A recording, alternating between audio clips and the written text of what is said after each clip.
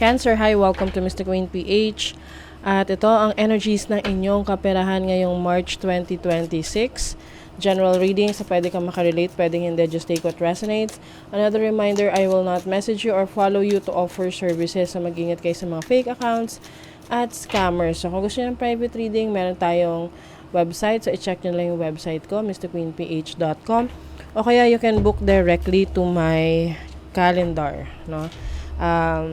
Yung link nasa description or sa comment section. Let's see. What's the energy for Cancers, Cancerians, ngayong March? Money, career, finances. Okay, so there's protection that I'm seeing here. So, maaring meron kang kailangang proteksyonan, pangalagaan, pagdating sa pera mo, no? Yung make sure na isi-secure mo yung pera mo, wag masyadong careless na kung saan-saan lang napupunta yung wallet mo. Mas maging aware ka, okay? Lalo na kung madalas kang lumabas. Ayan. This is also you being protected, no, from any issues regarding investments, money, even sa workplace. Kasi yung iba sa inyo, meron kayong leadership role sa work. Pwedeng meron kayong mga nakakatrabaho na against you. Yung tipong hindi ka gusto. Hindi gusto yung pamamalakad mo kung ikaw ay leader or manager or you are leading a group. So you have to protect your energies from these people kasi pwedeng they will create some issue para isabotage ka. Oo. So, there's another energy here, Canas. This is about your creativity, your passion. So, some of you will do some creative work, creative na jobs that will definitely make you feel excited, na parang meron kang sense of purpose. And the Tiwas energy is about victory and courage, lakas ng loob. So, kung ano man tong ipupurso mo sa trabaho, sa business or career mo, as long as nagtitiwala ka sa kakayanan mo, you will be able to achieve the goals or success na gusto mo for your career or your finances. Ngayong March. Okay, let's see what else. Diba? Prosperity. Merong para kumbaga yung resources mo hindi mauubusan. Kaya nga mag-ingat ka rin doon sa mga taong nagtatry na mag-take advantage sa'yo. Sabi nga nila, kapag matamis, nilalanggam. True love come to me. So I think this is your passion. Passion for your job, your career. Kasi pag sinabi natin, oy, you have to fall in love. Hindi lang naman yan sa romantic relationship. You can fall in love with your career, with your business, with your passion. 'Di ba? Oh.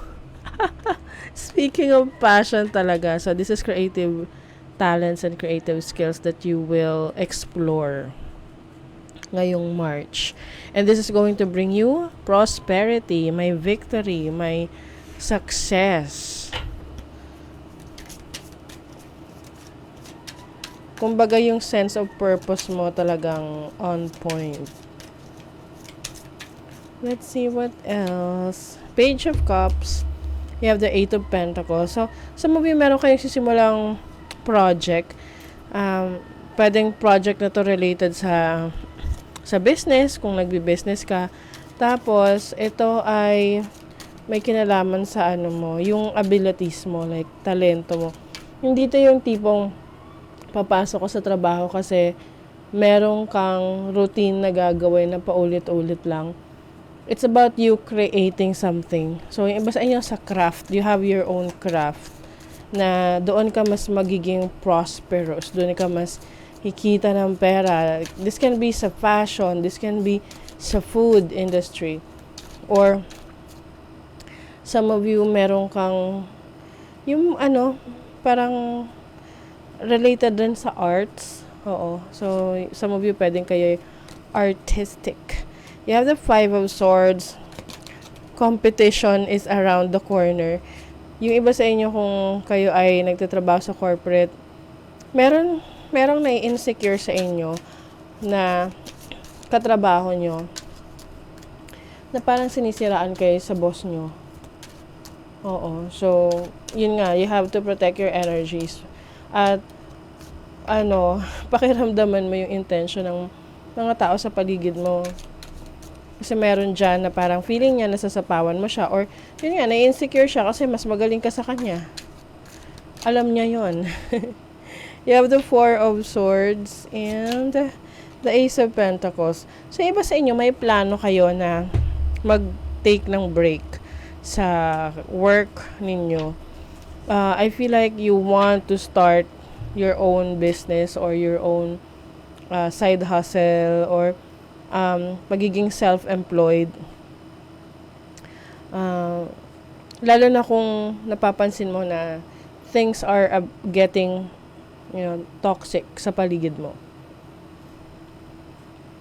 Some of you are going to take that break. Yung iba naman, if you have a business, maaring meron kang mga kakompetensya sa negosyo na tipong masyado silang parang they're really trying to parang sinisiraan. Oo, ganon. Sinisiraan ka sa customers mo. So, you have to be, careful rin na you should know what you're doing, 'di ba? Kasi minsan yung iba, parang nagiging careless din, lalo na sa customer service. So, make sure that yung mga customers mo, clients mo, nasa-servicean mo ng maayos kasi pwede yang gamitin against you if there is something wrong or may nakita silang mali sa ginagawa mo. Career transition. May pagbabago sa career.